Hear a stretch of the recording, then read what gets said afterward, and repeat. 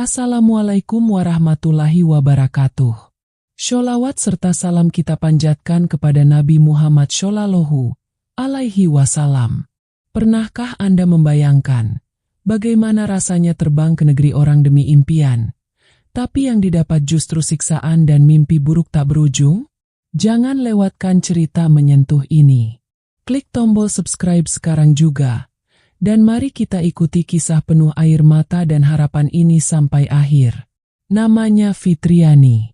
Usianya baru 23 tahun saat pertama kali ia menginjakan kaki di Bandara Internasional Phnom Penh, Kamboja. Gadis kelahiran Subang, Jawa Barat itu tak pernah menyangka bahwa janji kerja halal di luar negeri yang terdengar begitu meyakinkan akan membawanya ke dalam lubang gelap penderitaan yang tak bertepi. Semua berawal dari obrolan sederhana di warung kopi kampung. Seorang pria bernama Wandi datang, mengaku sebagai agen penyalur tenaga kerja luar negeri. Kata-katanya manis, gayanya meyakinkan, dan yang paling menarik, ia mengaku punya koneksi langsung ke perusahaan restoran halal di Kamboja yang butuh pegawai wanita. Gaji 5 juta per bulan, kerja santai, dan bisa pulang 2 tahun sekali. Begitu katanya. Fitriani, yang hidup hanya bersama ibunya yang sakit-sakitan, melihat kesempatan itu seperti cahaya di lorong gelap. Ia percaya. Ia ikut. Dan dari sinilah semuanya bermula. Sesampainya di Phnom Penh, semua janji manis itu berubah jadi debu. Paspor Fitriani langsung disita. Ia dan beberapa gadis lain dikumpulkan di satu rumah kecil sempit, dijaga oleh pria-pria asing bertubuh kekar dan bermata tajam. Tiada izin keluar, tiada ponsel, tiada hari libur. Hari-hari Fitriani dipenuhi kerja paksa, mencuci, membersihkan, memasak, dan terkadang, dengan alasan bonus kerja, ia dipaksa melayani permintaan yang tak pantas. Yang menolak, dipukul, disetrum. Bahkan ada yang tak pernah kembali setelah mengeluh sakit. Tapi mimpi buruk sebenarnya belum dimulai. Pada bulan keempat, Fitriani merasa sangat lelah. Ia kerap pingsan dan merasakan sakit hebat di bagian pinggang. Suatu malam, ia dibawa pergi. Matanya ditutup, tubuhnya diikat. Ketika sadar, ia sudah terbaring di meja besi dingin, dengan lampu besar di atas kepala dan bau obat menyengat. Ia tidak tahu apa yang terjadi. Yang ia tahu, ketika ia bangun, perutnya terasa seperti robek. Ada bekas jahitan kasar yang menjalar melintang, perih luar biasa. Ia tak bisa berjalan, hanya bisa menangis. Dan sejak saat itu, perutnya mulai membesar. Anehnya bukan seperti kehamilan, tapi seperti tubuhnya sedang menyimpan sesuatu yang bukan miliknya. Hari demi hari, Fitriani hanya bisa berdoa, menyebut nama Allah di setiap desah napas, berharap ada malaikat yang datang membebaskannya dari neraka dunia ini. Dan itu benar-benar terjadi. Beberapa bulan kemudian, sebuah tim relawan migran asal Indonesia menyelamatkan Fitriani dalam operasi mendadak bersama kepolisian Kamboja. Ia dipulangkan dengan tubuh yang tak lagi utuh, tetapi jiwa yang masih menggenggam harapan. Ketika pesawat mendarat di Bandara Soekarno-Hatta, Fitriani tak membawa koper, hanya tubuh yang penuh luka, mata yang kosong, dan perut membuncit bekas jahitan. Bandara terasa sunyi di pagi itu. Tak ada yang menyambut Fitriani dengan pelukan hangat atau senyum gembira. Hanya seorang relawan perempuan dari LSM Kemanusiaan yang menuntunnya perlahan ke ruang tunggu, sambil terus menggenggam tangan Fitriani yang dingin dan gemetar. Wajah Fitriani tampak jauh lebih tua dari usianya.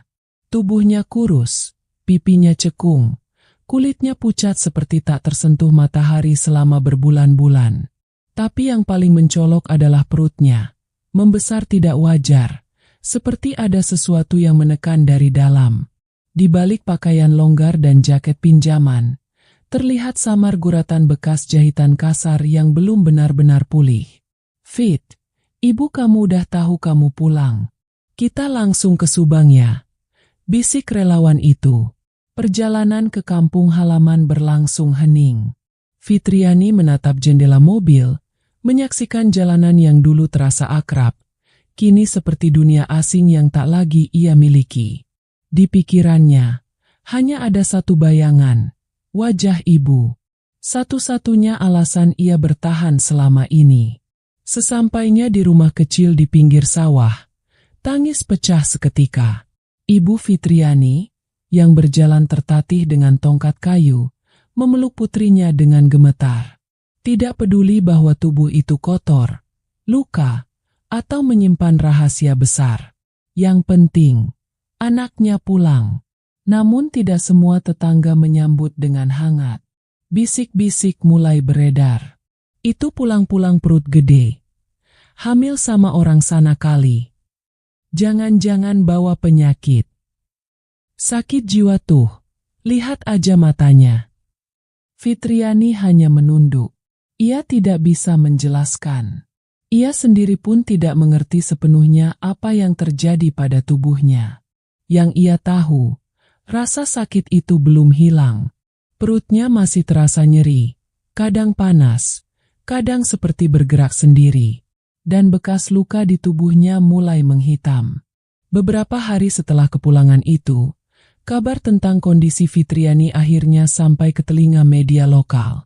Sebuah video pendek dari relawan yang memperlihatkan Fitriani berjalan tertatih dengan perut buncit dan tubuh kurus, viral di media sosial. Komentar mengalir deras.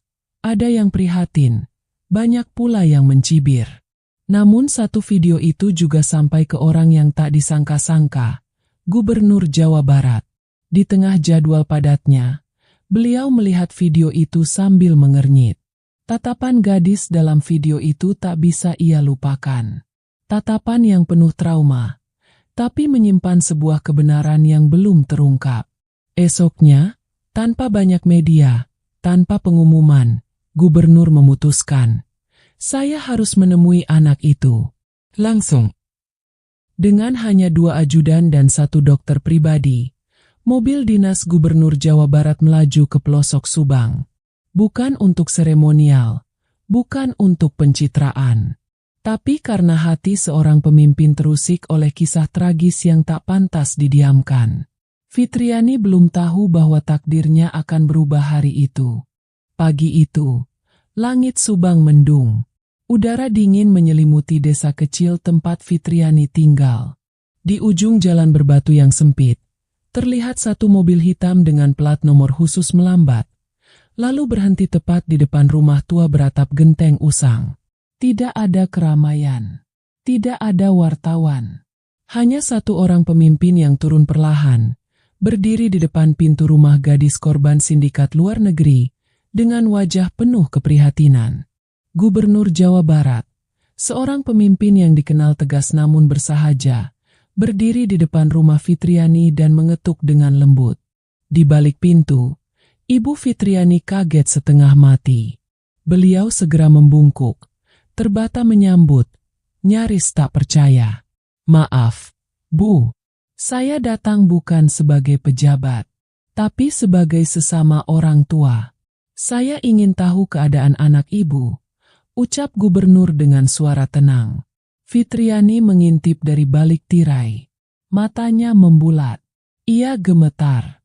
Sosok yang biasanya hanya ia lihat di televisi, kini berdiri di depan rumahnya, menatapnya dengan mata penuh empati, tanpa kamera, tanpa protokol rumit. Gubernur masuk, duduk bersila di lantai beralas tikar. Ia tidak bicara soal politik, tidak menanyakan soal berita viral. Ia hanya menatap Fitriani dengan tulus dan bertanya, "Nak, apa yang benar-benar terjadi di sana?" Butuh beberapa saat bagi Fitriani untuk menjawab. Suaranya pelan, nyaris tak terdengar, tapi air matanya berbicara lebih dulu. Dan dengan perlahan, ia mulai membuka luka yang selama ini ia tutup rapat. Tentang kerja paksa, tentang jeritan malam, tentang rasa lapar, dan tentang tubuhnya yang diambil paksa tanpa izin. Ia menggulung bajunya dan menunjukkan bekas jahitan mengerikan di perutnya. Gubernur terpaku. Bahkan dokter pribadi yang mendampinginya langsung memeriksa dan terlihat serius. Ini bukan operasi medis standar. Bekasnya terlalu kasar. Bisa jadi ada organ dalam yang diambil. Bisik dokter kepada gubernur. Mata gubernur memerah. Ia mengepalkan tangan. Kita tak bisa diam, ucapnya lirih. Lalu ia menatap Fitriani. Nak, kamu sudah sangat kuat. Tapi kamu tidak sendiri lagi. Pemerintah akan bantu. Kita akan tuntaskan ini. Dan yang paling penting, kamu harus sembuh. Tanpa basa-basi, gubernur segera memerintahkan timnya untuk memfasilitasi pengobatan menyeluruh.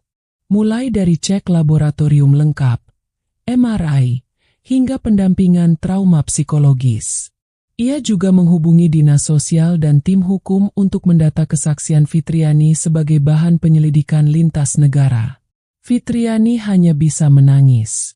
Tapi kali ini, bukan karena takut, melainkan karena ada yang benar-benar peduli. Untuk pertama kalinya sejak kepulangannya, ia merasa dilihat bukan sebagai aib, tapi sebagai korban yang pantas dibela. Dan ketika gubernur pamit, beliau sempat berkata pelan pada Ibu Fitriani, "Anak ibu bukan sembarang gadis.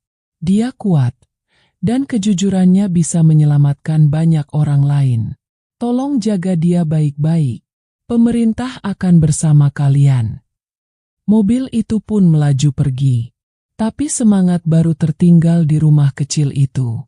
Semangat bahwa luka sebesar apapun bisa perlahan sembuh jika ada tangan yang benar-benar tulus mengulurkan bantuan. Hari-hari pasca pertemuan dengan gubernur menjadi titik balik dalam hidup Fitriani. Ia dijemput mobil ambulans menuju rumah sakit terbaik di Bandung, ditemani tim medis khusus dan pendamping psikolog yang ditugaskan langsung oleh pemerintah provinsi. Satu demi satu tes medis dilakukan. Darah, urin, USG, hingga MRI penuh. Dokter-dokter terbaik Jawa Barat berkumpul dan mengamati kondisi tubuh Fitriani dengan serius. Tapi hasilnya membuat mereka terdiam lama. "Ini bukan sekadar luka operasi biasa," ucap salah satu dokter dengan wajah pucat. "Organ tubuhnya ada yang hilang. Kemungkinan besar ginjal sebelah kanan." Ibu Fitriani yang duduk di sudut ruangan langsung menangis. Ia memeluk putrinya erat-erat, seolah ingin menggantikan rasa sakit yang telah merenggut masa muda anaknya. Fitriani sendiri hanya diam. Ia tidak terkejut. Ia sudah lama merasa ada yang salah dalam tubuhnya. Tapi mendengar langsung bahwa ginjalnya telah diambil tanpa izin, membuat kepalanya seperti dihantam batu besar. Namun bukan itu saja. Hasil pemeriksaan lanjutan menunjukkan adanya sisa-sisa logam kecil di sekitar bekas jahitan. Sejenis chip atau sensor yang belum diketahui pasti fungsinya. Dokter hanya bisa menduga, itu mungkin alat pelacak, atau sisa prosedur medis ilegal yang dipasang asal-asalan oleh sindikat keji itu. Gubernur yang menerima laporan itu langsung naik pitam. Ia memanggil Kepala Dinas Tenaga Kerja dan Kepala Dinas Sosial, menggelar rapat tertutup malam itu juga. Ini bukan sekadar penyiksaan. Ini sindikat besar. Dan mereka menjadikan warga kita seperti barang dagangan, tegasnya. Melalui koordinasi cepat, tim investigasi bentukan gubernur mulai bekerja. Mereka menelusuri agen bernama Wandi yang dulu merekrut Fitriani. Hasil penyelidikan sementara menunjukkan bahwa Wandi ternyata sudah membawa lebih dari 60 orang pemuda dan pemudi ke luar negeri dalam 3 tahun terakhir. Semuanya melalui jalur ilegal. Dan sebagian dari mereka belum pernah kembali. Sementara itu, Fitriani mulai diajak bicara oleh penyidik khusus. Bukan untuk menghakimi, tapi untuk mendengar dengan seksama setiap detail kisah yang ia alami. Ia menceritakan bagaimana para wanita dibagi shift kerja, bagaimana malam-malam tertentu ada mobil gelap yang datang dan membawa satu dari mereka, lalu tak kembali. "Saya pikir waktu itu saya akan mati, Pak, tapi Allah masih beri saya hidup." Mungkin agar saya bisa cerita ini ke orang-orang, ucap Fitriani pelan. Pernyataan itu terekam dengan rapi dan menjadi dokumen penting yang nantinya akan dilaporkan ke pihak imigrasi dan Interpol. Namun di balik semua pemeriksaan, perawatan, dan penyelidikan, satu hal masih menghantui Fitriani. Rasa takut, trauma, malam-malam yang dihantui teriakan korban lain yang tak sempat pulang. Wajah gadis muda yang sempat tidur di sebelahnya, dan pagi harinya sudah tak bernyawa. Ia sering mimpi buruk. Tubuhnya berkeringat dingin. Kadang ia terbangun dan berteriak hanya karena suara pintu rumah sakit terbuka. Tapi tim pendampingnya tak tinggal diam. Psikolog mulai mengajaknya terapi perlahan. Dan yang paling membekas adalah momen ketika gubernur kembali menjenguknya diam-diam, tanpa kamera, tanpa publikasi. Beliau datang hanya untuk duduk, menggenggam tangan Fitriani, dan berkata, "Kamu tidak salah. Yang salah adalah mereka yang memperdagangkan manusia. Dan kamu bukan korban biasa. Kamu adalah saksi yang akan mengubah banyak hal." Hari itu, Fitriani tersenyum untuk pertama kalinya sejak ia kembali ke Indonesia. Senyum kecil, tapi penuh harapan. Pagi itu, di tengah udara sejuk kota Bandung, Fitriani duduk di balkon rumah pemulihan milik dinas sosial. Tubuhnya mulai pulih secara fisik, tapi pikirannya masih seperti medan perang. Ia tak bisa melupakan suara jeritan teman-temannya di pabrik penyiksaan itu. Tapi hari itu, ia memberanikan diri membuka satu bagian cerita yang belum pernah ia ungkap, nama pemimpin sindikat. Ia memegang cangkir teh dengan tangan gemetar, menatap ke arah psikolog dan dua penyidik yang telah menemaninya sejak awal. Lalu dengan suara lirih, ia berkata, "Nama dia, Mr. Renat Sofan, warga negara Kamboja. Dia yang mengatur semua." Suasana ruangan langsung berubah. Penyidik menatap satu sama lain, lalu mencatat dengan cepat. Nama itu muncul beberapa kali dalam laporan sebelumnya, tapi tak pernah ada saksi yang menyebutkannya secara langsung. Fitriani adalah yang pertama.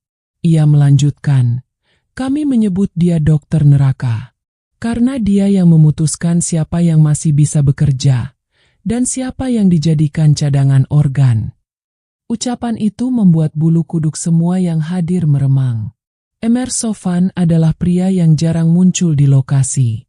Tapi ketika ia datang, semuanya membeku. Tangannya selalu bersarung tangan karet.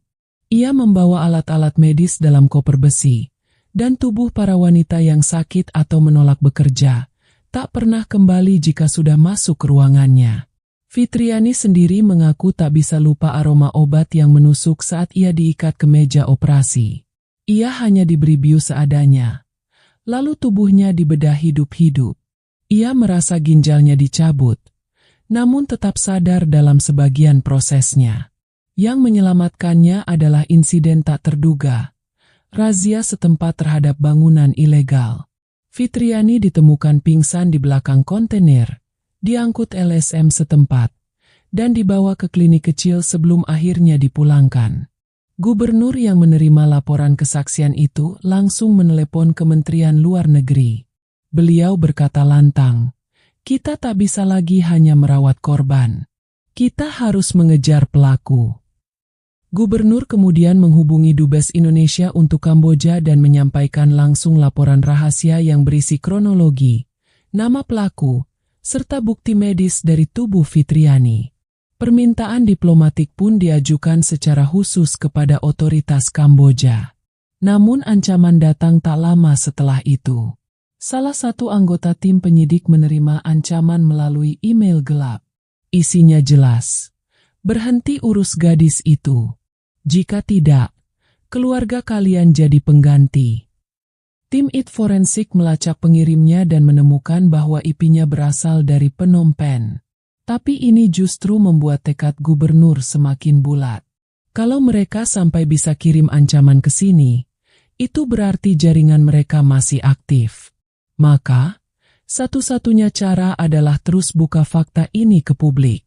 Dunia harus tahu. Hari berikutnya, Gubernur menggelar konferensi pers secara nasional. Namun bukan untuk sensasi, melainkan untuk menyampaikan kebenaran yang tak lagi bisa disembunyikan. Ia membuka kronologi lengkap penyiksaan Fitriani, nama pelaku, kondisi medis korban, dan permintaan dukungan dari semua pihak agar tragedi ini tak terulang. Gubernur juga mengumumkan pembentukan Satgas Anti Perdagangan Manusia Jawa Barat. Nama Fitriani tak disebar, wajahnya disamarkan. Tapi kisahnya mengguncang. Tagar "Selamatkan Korban Perdagangan" mendadak trending. Rakyat mulai sadar bahwa di balik tawaran kerja ke luar negeri, bisa saja tersembunyi ruang gelap yang tak pernah kembali. Sementara itu, di rumah pemulihan, Fitriani memejamkan mata dan mengucap pelan, "Terima kasih, Allah, aku nggak lagi sendiri." Namun, yang ia tak tahu malam itu, satu bayangan kelam diam-diam muncul di halaman rumah pemulihan. Seseorang yang menyamar sebagai kurir, mencatat lokasi, lalu pergi tanpa jejak. Malam di Bandung begitu sunyi. Tapi di dalam rumah pemulihan yang dijaga ketat oleh petugas dinas sosial, suasana mulai berubah. Sejak Fitriani memberikan kesaksian tentang Mr. Renat Sofan, setiap detik terasa seperti berjalan di atas bara. Petugas keamanan disiagakan 24 jam. CCTV dipasang di seluruh sudut rumah. Namun tetap saja, sesuatu terasa ganjil. Pada pukul 2 dini hari, salah satu petugas jaga menerima laporan bahwa kamera belakang rumah tiba-tiba mati selama 6 menit. Saat diperiksa, kabelnya ditemukan terpotong rapi. Tidak ada jejak ban kendaraan. Tidak ada suara langkah. Tapi sebuah benda kecil tertinggal di tanah basah. Lencana logam bertuliskan Mr. Fitriani dibangunkan dan segera dipindahkan ke lokasi rahasia oleh tim Satgas. Tapi tubuhnya gemetar. Ingatannya langsung terbang kembali ke satu malam di Kamboja. Malam saat salah satu temannya diseret keluar karena mencoba kabur. Dan kini, ketakutan itu kembali merayap. Mr. Sofan tahu aku hidup, bisik Fitriani pelan. Gubernur, yang menerima laporan di tengah malam, langsung bergerak. Ia memanggil kepala polisi daerah dan menyusun operasi pengamanan khusus untuk saksi utama. Ia juga menghubungi pihak Kedubes Indonesia di Kamboja. Ini bukan lagi soal hukum. Ini ancaman lintas negara. Di balik layar, penyidik cyber forensik berhasil melacak jaringan komunikasi antar pelaku. Salah satu akun gelap yang sering berkirim pesan tentang pengangkutan organ, ternyata terhubung dengan seseorang di Jakarta, mantan perwira medis yang kini menjadi buronan Interpol. Namanya Dr. Edwin Haryo. Ia pelarian sejak 2017. Dan dia kemungkinan besar adalah bagian dari rantai distribusi organ ilegal itu, ucap penyidik. Sementara itu, Fitriani berada di lokasi perlindungan baru, sebuah villa kecil di Pegunungan Lembang. Di tempat itulah, untuk pertama kalinya, ia dibimbing oleh seorang ustadzah trauma healing.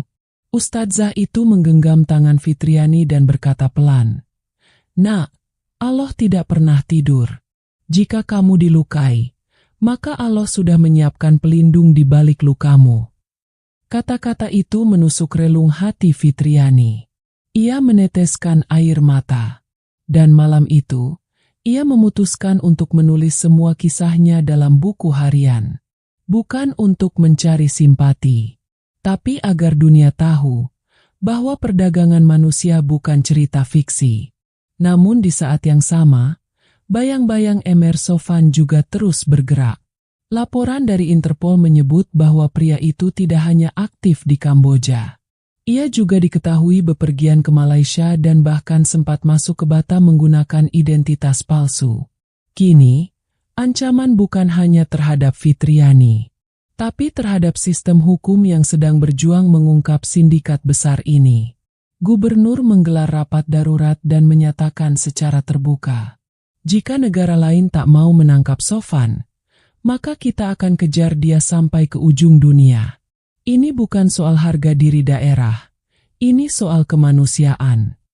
Ucapan itu menggema. Seluruh negeri mulai memberi dukungan. Relawan berdatangan.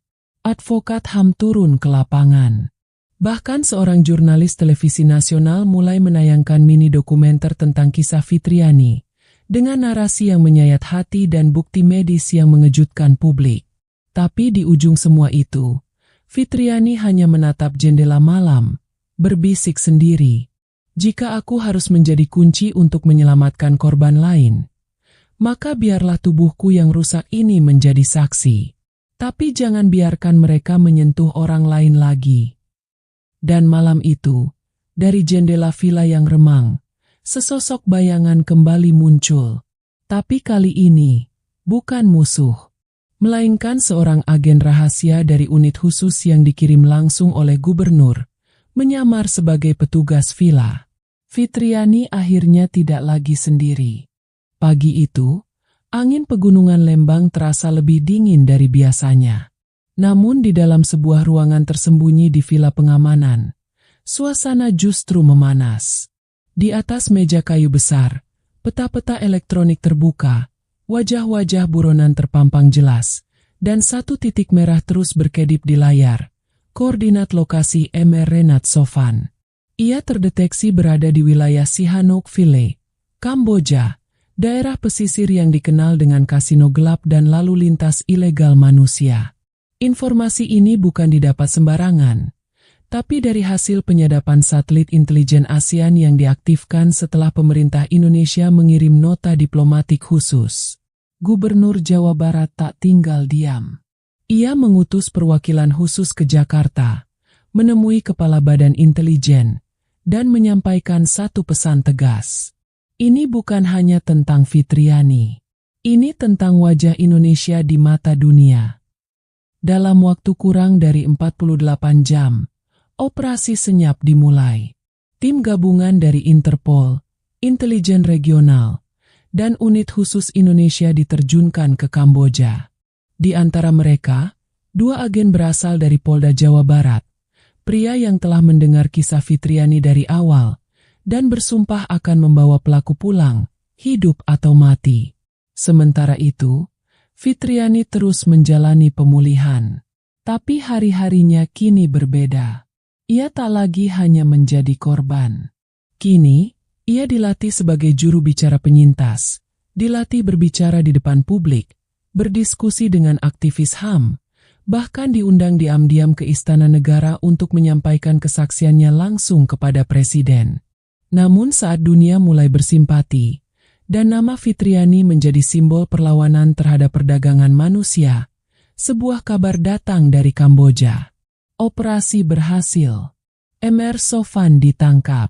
Pria itu ditemukan bersembunyi di ruang bawah tanah rumah judi gelap, bersama tumpukan dokumen, paspor palsu, dan barang bukti organ tubuh yang sudah disiapkan untuk pengiriman.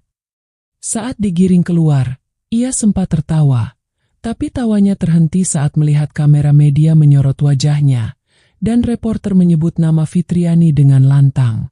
Mr. Sofan akhirnya diekstradisi ke Indonesia. Ia diadili dalam pengadilan terbuka, dan untuk pertama kalinya dalam sejarah hukum Indonesia, kasus human trafficking lintas negara berhasil dibongkar dengan bukti lengkap, kesaksian hidup, dan intervensi negara. Fitriani hadir di ruang sidang. Ia duduk di kursi saksi, dengan wajah tenang namun tegas. Dan saat ia menyampaikan kalimatnya di depan majelis hakim, seisi ruangan sunyi. "Saya bukan pahlawan.